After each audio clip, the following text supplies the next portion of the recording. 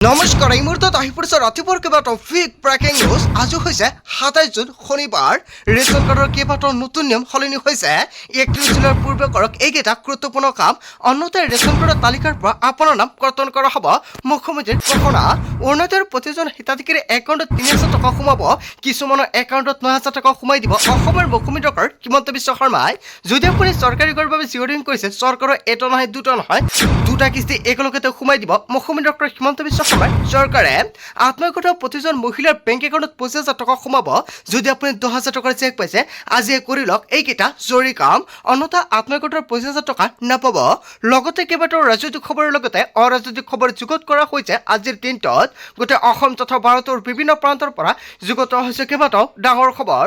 এনেবোৰ খবৰ নিতৌ পাই থাকিবলৈ চেনেলটি ছাবস্ক্ৰাইব কৰি ভিডিঅ'ত এটা লাইক কৰিবলৈ নাপাহৰিব। আজিৰ আমাৰ প্ৰথমটো খুবেই গুৰুত্বপূৰ্ণ খবৰ হৈছে অসমবাসীৰ বাবে এটা ডাঙৰ খবৰ। ৰেচন কাৰ্ডৰ হিতাধিকাৰীলৈ ডাঙৰ খবৰ আহি পৰিছে। সম্পূৰ্ণ নতুন নিয়মেৰে সংগ্ৰহ কৰিব লাগিব ৰেচন। যদি আপোনাৰ ৰেচন কাৰ্ড আছে, আজিৰ ভিতৰত যিমান পাৰে সকলোকে শ্বেয়াৰ কৰি জনাই দিয়ক। প্ৰতিগৰাকী ৰেচন কাৰ্ডৰ হিতাধিকাৰী কৰিব লাগিব এইকেইটা গুৰুত্বপূৰ্ণ কাম। অন্যথা ৰেচন কাৰ্ডৰ পৰা আপোনাৰ নাম কৰ্তন কৰা হ'ব। ২১ জুনৰ পূৰ্বে ৰেচন কাৰ্ডৰ গৰাকীয়ে লিংক কৰিব লাগিব মোবাইল নম্বৰ। যদি আপুনি এতিয়ালৈকে কৰা নাই, আজি আপুনি কৰাই লৈ লওক। অন্যথা নাপাব ৰেচনৰ সামগ্ৰী। আধাৰ কাৰ্ডৰ সৈতে ৰেচন কাৰ্ডত লিংক কৰিব লাগিব মোবাইল নম্বৰ। যিসকল হিতাধিকাৰী আধাৰ কাৰ্ডৰ সৈতে এতিয়ালৈকে মোবাইল নম্বৰটো আপডেট কৰা নাই, অতি শীঘ্ৰে কৰাই ৰাখক। অন্যথা ৰেচনৰ চাউলৰ পৰা আপুনি বঞ্চিত হ'ব। যেনেকুৱা হ'ব পাৰে আপোনাৰ ৰেচন কাৰ্ডে নাথাকিব। ৰেচন আনিবলৈ যাওঁতে লগত নিব লাগিব লিংক থকা মোবাইল নম্বৰ। এতিয়াৰ পৰা ৰেচনৰ চাউল ল'বলৈ যাওঁতে আপুনি মোবাইলটো লৈ যাব লাগিব। নম্বৰ ১, হিতাধিকাৰীসকলে ই-পছ মেচিনত আঙুলি ছাপ আৰু OTP অথবা মুখমণ্ডল ভিত্তিক প্ৰমাণীকৰণ কৰিব লাগিব। এতিয়াৰ পৰা নতুনৰে সংগ্ৰহ কৰিব লাগিব ৰেচন কাৰ্ড থাকিলে চেনি দালি নিমখ লগতে দিব পাৰে মিঠাতেল। মুখ্যমন্ত্ৰী ডক্টৰ হিমন্ত বিশ্ব শৰ্মাৰ বৃহৎ ঘোষণা।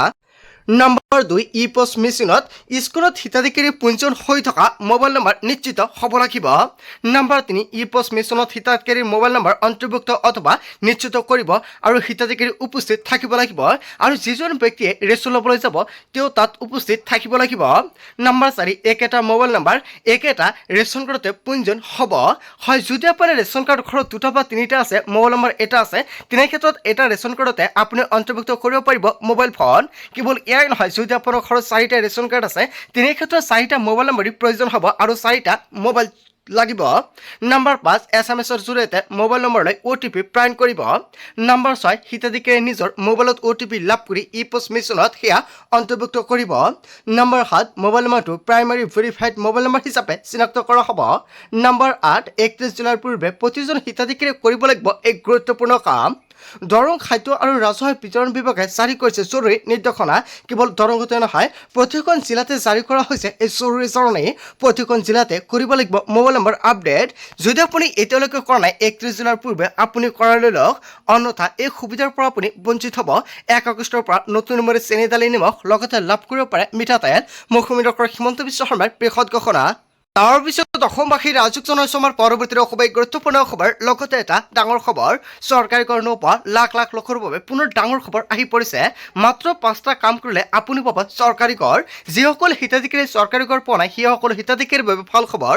আজি এই 5টা গুৰুত্বপূৰ্ণ কাম কৰক আৰু আপুনি পাওক চৰকাৰী পকী কৰ। কি এই 5টা বিশেষ কাম? প্ৰথম কাম, হিতাধিকাৰী পকী কৰ থাকিব নালাগিব। প্ৰথমতে আপোনাৰ ঘৰত কোনো ধৰণৰ পকী কৰ থাকিব নালাগিব। চৰকাৰী কৰ হওক বা আপুনি নিজ টকাৰে দিয়া হওক, মুঠতে আপোনাৰ ঘৰত চৰকাৰী কৰ থাকিব নালাগিব। দ্বিতীয়তে জিঅ' টেকিং কৰিব লাগিব।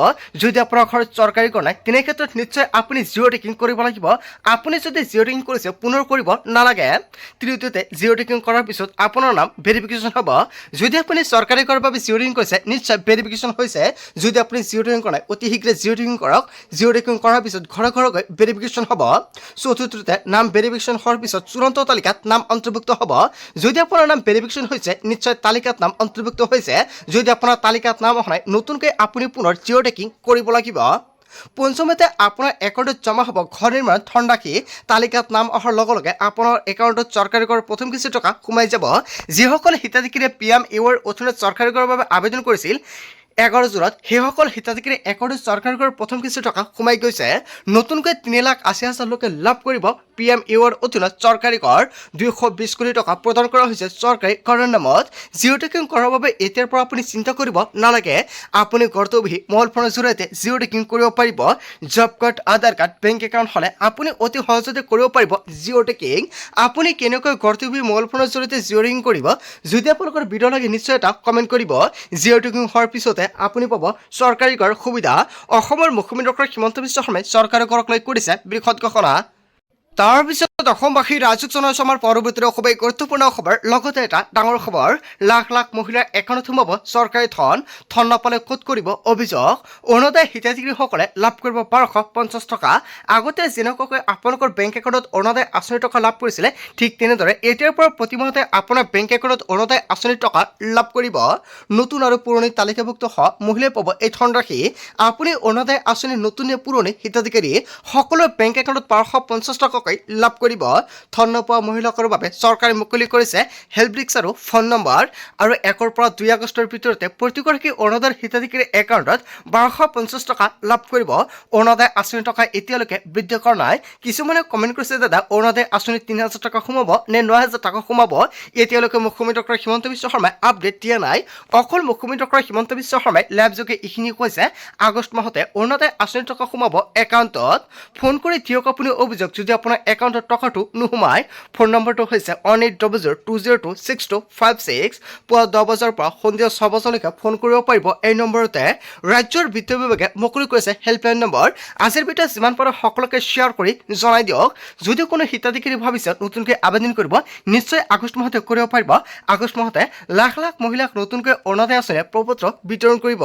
তাৰপিছত অসমবাসী ৰাজুক জনাইছে আমাৰ পৰৱৰ্তী খুবেই গুৰুত্বপূৰ্ণ খবৰ। লগতে এটা ডাঙৰ খবৰ, ৰাজ্যৰ লাখ লাখ নিবনুৱা যুৱক যুৱতীৰ বাবে ভাল খবৰ আহি পৰিছে। জিলাই জিলাই ওলাইছে চৰকাৰী চাকৰি। প্ৰতিখন জিলাৰ বাবে ওলাইছে পৃথকে পৃথকে চৰকাৰী পদ। আৰু CWC আৰু JJB পদৰ বাবে কৰিব পাৰিব আবেদন। চৰকাৰী প্ৰত্যাশী যুৱক যুৱতীৰ বাবে ভাল খবৰ আহি পৰিছে। আবেদনৰ অন্তিম তাৰিখ হৈছে 10 জুলাই হিচাপে নিৰ্ধাৰণ কৰা হৈছে। যুৱক যুৱতীসকলে যিমান পাৰে সকলোকে শ্বেয়াৰ কৰি জনাই দিয়ক আৰু সকলোৱে আবেদন কৰক। মেট্ৰিক উত্তীৰ্ণৰ পৰা স্নাতকোত্তৰ উত্তীৰ্ণলৈকে কৰিব পাৰিব আবেদন। ৰাজ্য চৰকাৰৰ অধীনস্থ শিশু সুৰক্ষা সমিতিত মুকলি হৈছে এই পদসমূহ। ৰাজ্যৰ লাখ লাখ নিবনুৱা যুৱক যুৱতীৰ বাবে ভাল খবৰ। যিমান পাৰে সকলোকে শ্বেয়াৰ কৰি জনাই দিয়ক। তাৰপিছত অসমবাসী ৰাজুক জনাইছে আমাৰ পৰৱৰ্তী খুবেই গুৰুত্বপূৰ্ণ খবৰ। লগতে এটা ডাঙৰ খবৰ, ৰাজ্যত শীঘ্ৰে আহি আছে কঠোৰ আইন। গুটখা খাই ৰাজপথত পিক পেলালে আপুনি 5,000 টকা জৰিমনা দিব লাগিব। সাৱধান হওক ৰাজ্যবাসী। মুকলি স্থানত প্ৰস্ৰাৱ কৰিলে আপুনি 100 পৰা 500 টকা জৰিমনা দিব লাগিব। চলিত মাহতে আনুষ্ঠানিকভাৱে জাননী জাৰি কৰিছে প্ৰশাসনৰ ফালৰ পৰা। প্ৰাৰম্ভিক পৰ্যায়ত গুৱাহাটীত এই নতুন নিৰ্দেশনাৰ সম্ভাৱনা। অনাগত সময়ত প্ৰতিখন জিলাত প্ৰযোজ্য হ'ব এই নতুন আইন। জিলা প্ৰশাসনক কৰ্তৃত্ব দিয়াৰ সম্ভাৱনা ৰাজ্য চৰকাৰৰ। নিকা আৰু স্বচ্ছ ৰাজ্যখনৰ ক্ষেত্ৰত ল'ব কঠোৰ সিদ্ধান্ত। আইন উলংঘন কৰিলে বিহ হ'ব কঠোৰৰ পৰা কঠোৰ শাস্তি। গুটখা ধপাতজাতীয় সামগ্ৰীৰ ক্ষেত্ৰতো আহিব পাৰে কঠোৰ নিয়ম। ৰাজ্যত শীঘ্ৰে আহি আছে এই কঠোৰ আইন। আচলতে যিখন কঠোৰ আইন আহি আছে ৰাজ্যত, জনতাই কি ক'ব নিশ্চয় ইয়াৰ বিষয়তে জনতাৰ মন্তব্যটো কমেণ্ট বক্সত জনাব। তাৰপিছত অসমবাসী ৰাজুক জনাইছে আমাৰ পৰৱৰ্তী খুবেই গুৰুত্বপূৰ্ণ খবৰ। লগতে এটা ডাঙৰ খবৰ, কোটি কোটি নৱপ্ৰজন্মৰ ওপৰত ক্ষমা খুজিব লাগিব দেশৰ শিক্ষামন্ত্ৰীয়ে। দোষ স্বীকাৰ কৰি পদত্যাগ কৰক শিক্ষামন্ত্ৰী ধৰ্মেন্দ্ৰ প্ৰধানে। সুৰক্ষিত ভৱিষ্যত বিচৰা প্ৰজন্মক সন্ত্ৰাসবাদী সজাইছে ধৰ্মেন্দ্ৰ প্ৰধানে। শিক্ষামন্ত্ৰীৰ ব্যৰ্থতাৰ বাবে 20জনকৈ ছাত্ৰই নিজৰ প্ৰাণ হেৰুৱালে আৰু লাখ লাখ ছাত্ৰৰ জীৱন অন্ধকাৰলৈ ঠেলি দিছে শিক্ষামন্ত্ৰীয়ে। ব্যৰ্থতা স্বীকাৰ কৰি নিজে পদত্যাগ কৰক শিক্ষামন্ত্ৰীয়ে। শিক্ষামন্ত্ৰী ধৰ্মেন্দ্ৰ প্ৰধানৰ বিৰুদ্ধে এনেকুৱাকৈ হুংকাৰ ৰাহুল গান্ধী যিটো হুংকাৰ প্ৰদান কৰিছে, জনতাৰ মন্তব্যটো নিশ্চয় কমেণ্ট বক্সত জনাব। তাৰপিছত অসমবাসী ৰাজুক জনাইছে আমাৰ পৰৱৰ্তী খুবেই গুৰুত্বপূৰ্ণ খবৰ। লগতে এটা ডাঙৰ খবৰ, নৱজাতক শিশুৰ বাবে চৰকাৰে ঘোষণা কৰিলে বৃহৎ উপহাৰ। সন্তান জন্ম হ'লে চৰকাৰে দিব 1 গ্ৰাম সোণৰ আঙুঠি। হয়, এটা ভাল খবৰ আহি পৰিছে। চৰকাৰী হাস্পতালত জন্ম হোৱা শিশুৱে লাভ কৰিব এই উপহাৰ। তামিলনাডুৰ বিজয় থালাপতি চৰকাৰে আনিছে চমক। হয়, এটা ভাল খবৰ আহি পৰিছে। তামিলনাডুত বিজয় থালাপতিয়ে বিৰোধ সিদ্ধান্ত গ্ৰহণ কৰিছে। 2026 চনৰ 22 জুনৰ পৰা জন্ম হোৱা শিশুৱে পাব এই বৃহৎ উপহাৰ। চৰকাৰী হাস্পতালত জন্ম হোৱা শিশুক সন্মান দিবৰ বাবে এই আঁচনি ঘোষণা কৰা হৈছে। চৰকাৰী হাস্পতালত সন্তান প্ৰসৱ হোৱাৰ মাতৃক দিব মৰ্যাদা। চৰকাৰী হাস্পাতালৰ প্ৰতি আকৰ্ষণ বৃদ্ধিৰ বাবে বৃহৎ প্ৰতিশ্ৰুতি আৰু এই আঁচনিৰ বাবে প্ৰতি বছৰে থালাপতি চৰকাৰে ব্যয় কৰিব 755.83 কোটি টকা। নৱজাতক শিশুৰ বাবে চৰকাৰে ঘোষণা কৰিছে বৃহৎ উপহাৰ। হয়, তামিলনাডুৰ মুখ্যমন্ত্ৰী বিজয় থালাপতিয়ে যিটো সিদ্ধান্ত গ্ৰহণ কৰিছে জনতাৰ মন্তব্য নিশ্চয় কমেণ্ট বক্সত জনাব। তাৰ পিছত অসমবাসী ৰাজুক জনাইছো আমাৰ পৰৱৰ্তী অসমৰ গুৰুত্বপূৰ্ণ খবৰ। লগতে এটা ডাঙৰ খবৰ, ৰেচন কাৰ্ডৰ চাউল যোগানত বৃহৎ সাল সলনি। পৰিয়ালত 5জনতকৈ অধিক সদস্য থাকিলে নাপাব 35 কেজি চাউল। হয়, প্ৰতি সদস্যৰ বিপৰীতে দিয়া হ'ব 7 কিলোগ্ৰাম চাউল। আৰু পূৰ্বে 5জনতকৈ কম সদস্য থাকিলেও পাইছিল 5 কিলো চাউল। আৰু এতিয়াৰ পৰা প্ৰতিটো পৰিয়ালে লাভ নকৰিব 35 কিলোকৈ চাউল। অন্তদয় অন্ন যোজনাৰ নিয়ম সাল সলনি কৰা হৈছে। প্ৰতিটো পৰিয়ালে সৰ্বোচ্চ 35 কিলোগ্ৰামকৈ চাউল লাভ কৰিব। আৰু ৰেচন কাৰ্ডৰ চাউল যোগানত বৃহৎ সাল সলনি। যদি আপোনাৰ ৰেচন কাৰ্ড আছে তেনে ক্ষেত্ৰত আপুনি আগতে 35 কিলোকৈ চাউল লাভ কৰিছিল নেকি? তেনে ক্ষেত্ৰত এতিয়াৰ পৰা নতুন নিয়ম সলনি হৈছে। হ'ব পাৰে এতিয়াৰ পৰা আপুনি আৰু এই ৰেচনৰ সুবিধাৰ পৰা বঞ্চিত হ'ব পাৰে। তাৰ পিছত অসমবাসী ৰাজুক জনাইছো আমাৰ পৰৱৰ্তী খুবেই গুৰুত্বপূৰ্ণ খবৰ। লগতে এটা ডাঙৰ খবৰ, মধ্য অসমত পুনৰ চলিব উচ্ছেদ অভিযান। শতাধিক পৰিয়াললৈ উচ্ছেদৰ জাননী প্ৰশাসনৰ। উচ্ছেদৰ জাননীৰ পাছতে হাহাকাৰ শতাধিক পৰিয়ালত। দবকাৰ যমুনা মৌৰংৰা সংৰক্ষিত বনাঞ্চলত চলিব উচ্ছেদ অভিযান। 7 দিনৰ ভিতৰত যাৱতীয় নথি পত্ৰ জমা দিয়াৰ নিৰ্দেশনা জাৰি কৰিছে বন বিভাগে। ভূমি আবণ্টন দিয়াৰ অভিযোগ বেদখলকাৰীক। উচ্ছেদৰ বিৰোধিতা কৰি উচ্চ ন্যায়ালয়ৰ দ্বাৰস্থ হৈছিল বেদখলকাৰী। আৰু উচ্চ ন্যায়ালয়ে বনাঞ্চলৰ ভূমি খালী কৰিবলৈ দিছিল নিৰ্দেশনা। 2 আৰু 3 জানুৱাৰীত উচ্ছেদ অভিযান চলিছিল ডবকাত। হয়, তাৰ পিছতে কেইবাটাও বিৰোধী সিদ্ধান্ত গ্ৰহণ কৰিছে চৰকাৰ প্ৰশাসনে। আৰু পুনৰ সেই ঠাইতে চলিব উচ্ছেদ অভিযান। ৰাজ্যৰ প্ৰতিখন জিলাতে উচ্ছেদ অভিযান চলাব চৰকাৰ প্ৰশাসনৰ ফালৰ পৰা।